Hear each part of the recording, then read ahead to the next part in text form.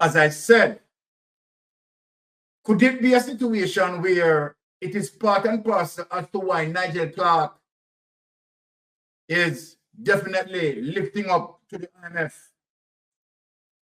Because going to the IMF, right? We know that the IMF has no interest in terms of developing, right, any black nations. No. And we are going to go into some evidence tonight to show that, right? So is it a good thing that Nigel Clarke is going to the IMF, right? To me, Nigel Clarke cannot make any fundamental, right, policy position to benefit, right, Jamaica. He can't. He's just one of 4 deputies, right? And of course, he would be the most recent of all. And as it relates to Jamaica bargaining power, you have heard it, right, that Jamaica only have a 0.1%. So Jamaica has no bargaining power. And the country that has the biggest bargaining power is the United States. Follow suit is China and Japan, which we know that we tied up there where the IMF is concerned, where Japan is concerned, and where JPS is concerned, right?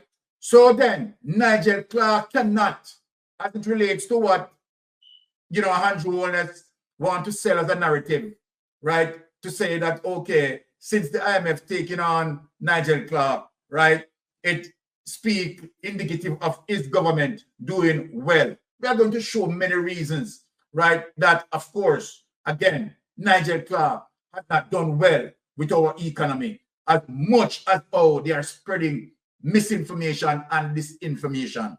Without any delay, let us show people, right, for people to understand clearly what the IMF brings, right? So for people who want to play that, right, in showing you that it is not no progressive step and that we are going to be benefited. IMF had chosen Nigel Clarke as a result of his debt management policy and austerity measures. And we have seen with evidence that Nigel Clarke, being there from 2018, has not paid down the country debt of $2 trillion. Has not. Nigel Clarke is leaving now, right? And add roughly $600 billion to the debt. That is what Nigel Clarke had done, right? Because Nigel Clarke has been there from 2018 until now, servicing the debt. Now the debt reached $2.3 trillion. And that's solid evidence, regardless of how they want to wash it. Solid evidence. And that's why the people of Jamaica are seeing the inflation. You understand what they are seeing, right? People are suffering, literally suffering. So then let us get and just highlight the IMF for people, right, for giving better clarity.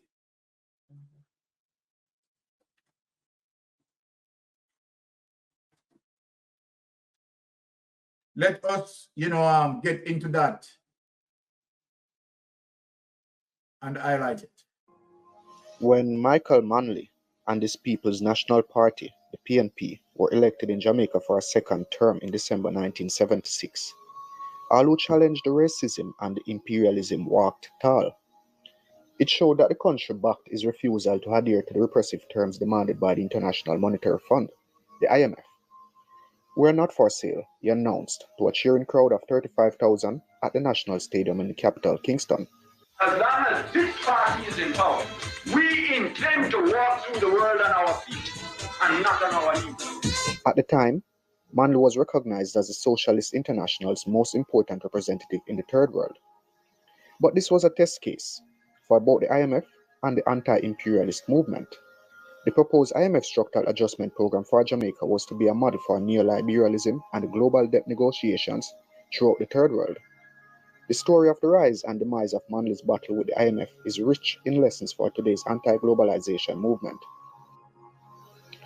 Jamaica is a tiny island nation in the Caribbean, the home of Bob Marley, reggae music, and the birthplace of pioneering black nationalist leader Marcus Garvey.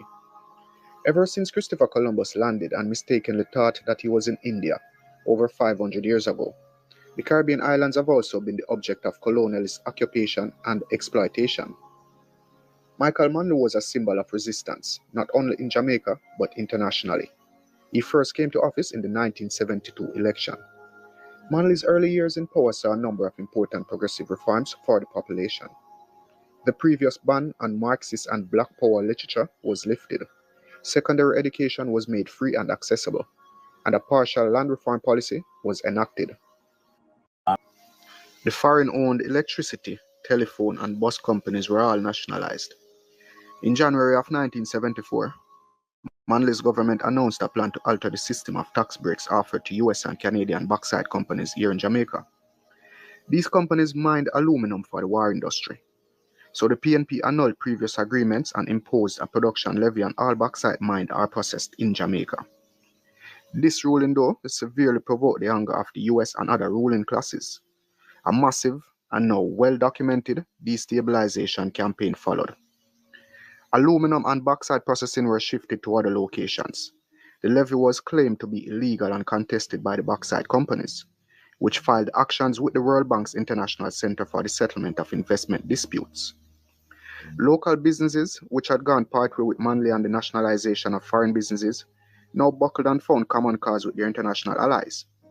Layoffs and soaring price increases set off an inflammatory spiral that wiped out previous wage increases. Foreign capital inflow plummeted, and the CIA became involved with fomenting local political rivalries. A terror campaign was unleashed as young Jamaica Labour Party members found ready access to weapons in a guns for ganja trade. At first, Manley attempted to hold a steady course. Fueled by popular support among Jamaica's working class and peasantry, the radical Prime Minister resisted the terms of an IMF reform package. In the December 1976 election, Manley was re-elected in a landslide, winning 47 of the 60 seats in the parliament. But after Manley's refusal to adhere to the terms of the IMF, the economy was strangled by sanctions while a media campaign sent a wave of fear among potential tourists. Layoffs increased, interest rates skyrocketed, and everything from soap to canned fish was in desperately short supply. This was the limit of social democratic reform. Manley would soon prove an unreliable ally of the poor and the working class, and there would not be sufficient independent organization among the mass of Jamaican working class to steer their own course when he started to retreat. In 1977, Manley announced Jamaica's People's Plan for economic and political reform. Despite radical rhetoric, by May of that year, Jamaica had accepted an IMF standby agreement of £38 million to ease the balance of payments crisis. The IMF re-established a line of credit with massive strings attached. This line of credit was conditional on an attack on the standard of living of the population. The poorest were hit the hardest, with a dramatic cut in public spending as the leading edge of the program. As Jamaica was put to various IMF tests, repeated failures led to more and more regulation of the island's domestic economic programs. Confusion and despair spread among Jamaica's population, especially young students and the poorest sections of workers and peasants. Political violence and the fortunes of the black market soared. By the election of October 1980, the JLP under the leadership of Edward Seaga was back in office, and with the largest margin of victory in its history, 52 seats to the PNP's 8. Only a year earlier, revolutions in Grenada and Nicaragua indicated that there was a growing mood of opposition to the US-dominated market model in the region. But now, Jamaica had set a pattern of moving halfway in opposing the grip of the imperialist market and then backing down. The JLP-Seaga government was welcomed by the US as a new model of the times. This gave confidence to the likes of Ronald Reagan and Margaret Thatcher and heralded the rise of neoliberalism. At the end of the 8 years of Manley's democratic socialism, the average income in Jamaica was 25% lower and the cost of living 320% higher. Like many social democratic governments before and since, Manley's reformist politics proved incapable of mounting the challenge needed to halt the force of global capital. But at the end of Siaga's term, Jamaica had paid out a total of £443 million to its former creditors, including £176 million to the IMF. Jamaica's foreign debt had grown to over £2.2 billion, among the highest per capita in the world. It was in this context that Manley returned as Prime Minister to lead another PNP government in 1989. Manley had abandoned the left rhetoric of his earlier government. Instead, the market was seen as a triumphant model to pursue. However, even on the terms set by the IMF, Jamaica had clearly failed to meet anticipated development goals.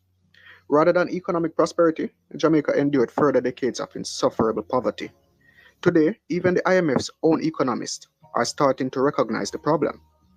In a 2006 IMF commissioned working paper, Public Debt and Productivity, Difficult Quest for Growth in Jamaica, author Rodolphe Blavy struggles with the apparent puzzle of Jamaica's low growth rates. He concludes that perhaps massive debt might have something to do with it, noting that Jamaica is among the most in-debt countries in the world. Today, we're in a new period of radical reform in the global south. There are certainly many similarities between the politics of Hugo Chavez and the first government of Michael Manley. But there are also differences. Venezuela has far more resources than Jamaica. The US is a less powerful player relative to its competitors in a world economy than 30 years ago. And if there is a strong independent movement of workers and the poor, the forces of resistance may well have a better chance of staying the course. But the history of Jamaica's battle with the IMF makes it clear that if the grip of imperialism is to be definitively challenged, it must be replaced with another system based on very different priorities. And it will be the working classes and the poor, not the corporate bosses, who will have to set those priorities. So there you go, right? And that is one of the reasons why we are here to educate. We are here to educate, right? So that people must understand when we speak about democratic socialism, right? What does it mean as it relates to Michael Manley, right? Fighting for us, equal opportunity, right? For all, through the length and breadth of Jamaica, right? Jamaica Labour Party as a capitalism party, right? Has no interest, people, to develop the black nations, whether in Africa or in the Caribbean. They have no interest of that. People, you ought to remember, right, as it relates to those Europeans who pursue wealth via slavery. Remember that, right? So then the message for some people, particularly those educated people, who are sending a message to say Nigel Clarke going to the IMF, right? We are to be proud. We are to be proud of what? Nigel Clarke madness about macroeconomics. As they're talking about taking loans, right, to grow. You can't do that. We all know that in order for a country to grow, the country has to manufacture. But this is how the IMF, right, sort of control us. Because the IMF ensure that we don't have the capacity to manufacture. Let me show you where it lies. When you look on JPS, in order for us to manufacture, right, we have to do that as it relates to a cheap-based energy. Whether we are going to go fully solar, right, we utilizing fossil fuel, and the IMF know this. They know that. But Japan, who is a part of the IMF, having 40%, right, and Korea have another 40%, right? And where Jamaica, right, has 19% and somebody else have 1%, I don't know who that person is. And where I need to tell Jamaica that Nigel Clarke, right, was planning, you understand, to sell the government 19% shares. So what that is going to do to us, You understand? Cripple us even more. What people need to understand, why Michael Mann, and that is one of the reasons why I played this clip, to show you the reason as to why Michael Manley increased the backside levy going against, you understand, capitalism as it relates to IMF and those greedy business people in IMF. Right?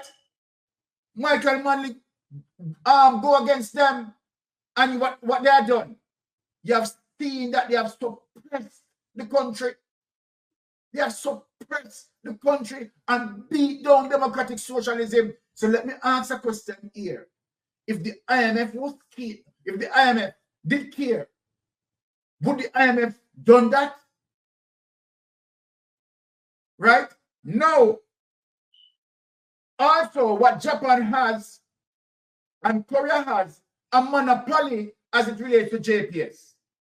Our electricity bill, right, is so high in cost. So then, as it relates to the high cost of energy, that will not attract any investors from outside to come in and do investment in manufacturing, because the overheads as it relates to electricity is extremely high, which now is shortening, reducing Jamaica capacity or capability to manufacture much more than what we are doing. Right? And so then Nigel Clarke know that he has been affected by that.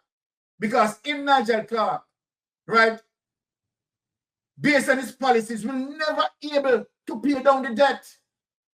So people must wake up, not because Nigel Clarke came out with the fancy words and, you understand, economic buffers. And when we look at economic buffers, we say that a garbage. Jamaica don't have no form of economic buffers. That where you have a commodity, you understand, heavily on the supply, that Jamaica is going to buy up many of that commodity, right? And then when it is scarce on the market, right, Jamaica have that now to utilize in the market space to balance demand and supply. What Jamaica has, so all these things that Nigel Clarke is doing, this is the reason why IMF needs somebody like that. Because Nigel Clarke has no heart. Right? He has no sympathy on the poor. And people need to understand that. That's why I have to show the people, you understand, for them to define IMF. Define it. So you understand that these countries, right, they lend developed countries money, right, to trap them. And what they love is a corrupted government like Andrew Holness. Don't believe that. People, let me reason with you. Don't believe that United States of America doesn't know the hanky-panky what Andrew Holness is carrying on with. They know. They know the level of corruption. But they are laughing at us. They are laughing at us. Because when something goes wrong in the United States, you'll always hear reference. Don't behave like a third world country. Why are they saying that? Because they expect the third world country to have the level of corruption that it has.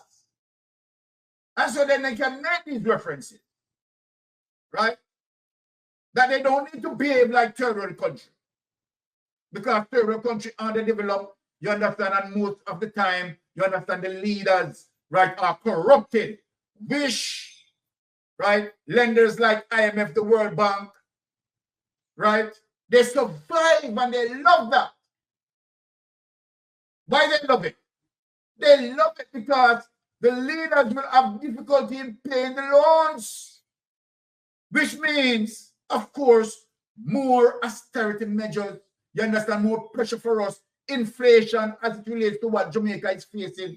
So when Nigel Clarke is talking about we are making progress, and when people go to the supermarket, When you see a bread, right, for this week, just for argument's sake, a bread might be for $200. When you go there next week or next month, that bread that was there for $200 gone to $250 or $300, and then you hear Nigel Clarke, he's saying that we're making progress. Making progress where? Where are we making progress? Right? You look, some people can't even buy a full tube of toothpaste. Can't even buy a full tube of toothpaste. Just imagine. People is buying a squeeze of toothpaste. Squeeze and people toothbrush, that is so unhygienic. Right? A squeeze. That is what our country gone to as it relates to Nigel Clarke. That is where Nigel Clarke bring the country to. That is where Nigel Clarke bring the country to. And people is talking about, you understand, we are criticizing, you understand, success. That is what you call success. And in Portia Simpson time, where people buying squeeze of toothpaste, where they're buying squeeze of toothpaste, right? This is madness. So now I play that clip, you understand, just for the understanding where IMF is concerned. With the announcement from the International Monetary Fund, IMF, that Jamaica's finance minister, Dr. Nigel Clarke, has been picked to become one of its deputy managing directors. He is set to assume the post in October. We have team coverage this evening, beginning with Javon Keys. Very excited that Dr. Nigel Clarke is going to join our senior management team as a deputy managing director.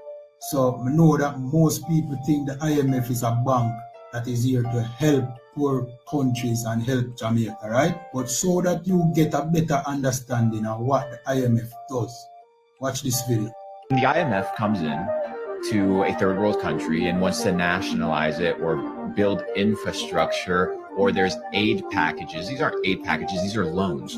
So what do you collateralize for that money? You collateralize human energy, you collateralize land, you collateralize nationalized assets, and if you don't pay back your loan, which is impossible for most countries to pay off because they can't print dollars, then you have to enslave your people, you have to give up your land, and you have to give up your resources. The reason fiat is a scam is simply because you're creating something out of nothing and you're exchanging it for things that are real, and you're adding interest rates, which especially in places like the Middle East is considered haram. And what you're doing is you're stealing from the people through inflation and through the devaluation of currency by printing more money. So now you get the picture. And apparently the IMF saw something special in Nigel Clarke. So much so that them decide that they want him and feed them corrupt team. So to make it simple, Nigel Clarke was playing the game so well that the IMF decided that he was well suited for this job.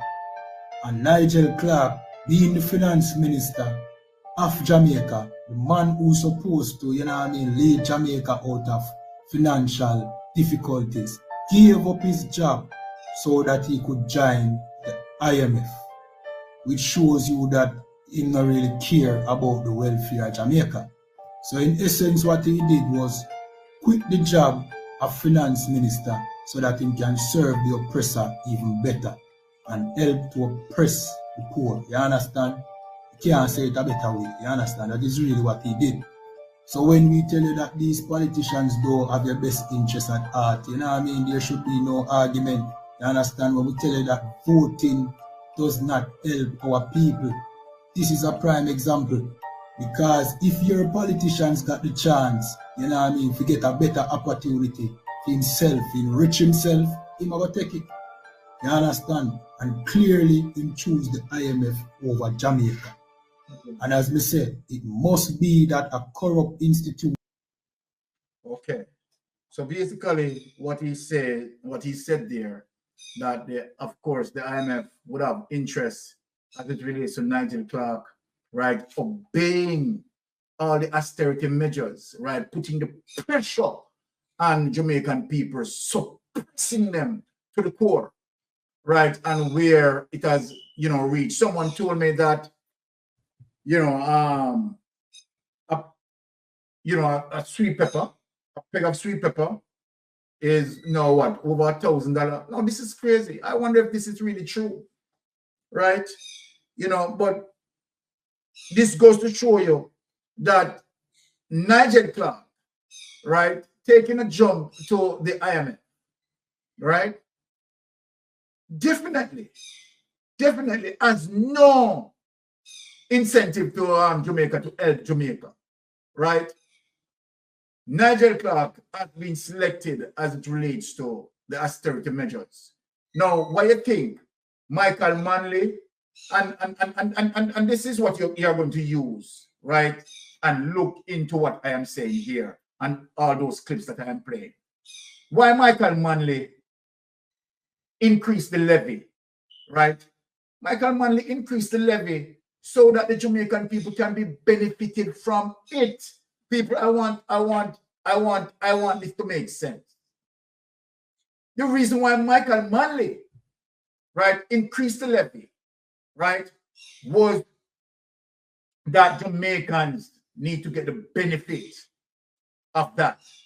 No, here is Michael Manley, increase the levy, right? And here is Nigel Clarke, zero the levy. Zero the levy. The IMF is going to love him. The IMF is going to love him. This man, you understand, is extremely cruel like that. But let us ask, how much the levy was giving us when Nigel Clarke removed the levy? The levy, we were getting $2 billion per year. $2 billion per year. Let us ask the question, what $2 billion can do in Jamaica? It could help, right, to buy some amenities as it relates to the hospital. Could help, right, to deal with some amenities in the school system.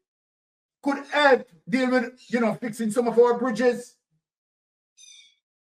So even to show you the level of wickedness and the level of cruelty, they know that they don't even have any money to fix the tri-bridge. And here is Nigel Clarke in Parliament telling people that he had budgeted to fix the tri-bridge, right? They go to the extreme in sending a tractor there and ensure that the tractor overturned. And so then now you hear nothing from the tri-bridge. The tri-bridge is not going to be fixed. And yet they're coming out, right, doing all of those PRs. So I want to know at what point in time that we Jamaicans are going to wake up and know that this Jamaica Labour Party, right, they are chaos liars. They are deceivers. Not to be about it. Right, someone and she said, it's true, Byron, I just came back from Jamaica last night after 3 weeks. Can you imagine, Simonish? Can you imagine? And yet now they are lauding Nigel Clarke as Nigel Clarke is an angel and Nigel Clarke create magic and bring our economy forward. Where Nigel Clarke bring our economy forward, right? Did Nigel Clarke pay down the debt? Nigel Clarke left that $2 trillion, right? When Nigel Clarke left it, Nigel Clarke left it at $2.3 trillion. So we know $600 billion more in debt. So what? So for those people who claim that they are economists, those people who claim that they are this, they have PhD, they have this, they have that, I want you to tell me as it relates to what did Nigel Clarke do with the economy, you understand, under his responsibility in terms of paying down the debt. Nigel Clarke has not paid down the debt. We have been servicing the debt under Nigel Clarke austerity measures, which now growing our debt. and yet we are not manufacturing, right? To reduce the debt, right? But because Nigel Clarke, right, there as, you know, PhD and this and that and blah, blah, the madness that he's trying to explain economic, don't touch my economic buffers, right? And macro economic stability and all those BS that he's telling people. The IMF is just laughing at us, right? Laughing at us. And you have a lot of Jamaica Labour Party bloggers don't even take in the time to research. I said, no, man, let us look at this. Put out the green and the orange from out your head. And when you go to the supermarket, what do you see? What do you see when you're going to the supermarket?